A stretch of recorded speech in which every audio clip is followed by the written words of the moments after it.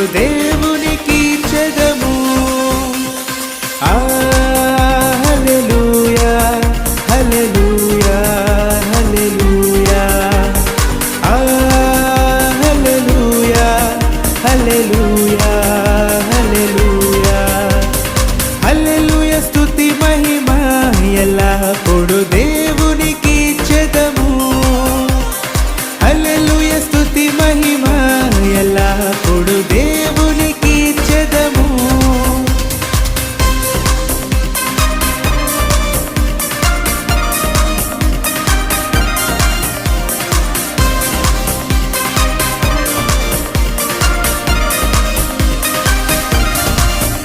అల సైన్యములకు అధిపతి అయిన ఆ దేవుని స్తుతించెదము. అల సైన్యముల